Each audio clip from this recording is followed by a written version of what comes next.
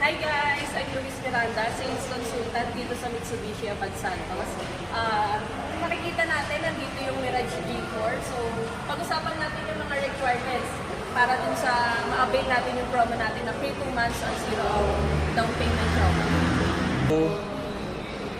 So, ang requirements lang naman natin is very basic lang naman. So, sa mga employed dyan, 2 valid IDs with COE with compensation or 3 months na payslip plus proof of billing.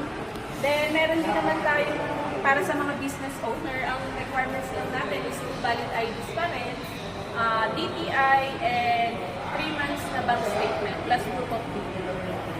Sa mga ano naman dyan, sa mga seaman or OFW, yun, pwede pa rin naman tayo mag-avail. Ang kailangan lang nating requirements is 2 valid IDs, latest contract natin dun sa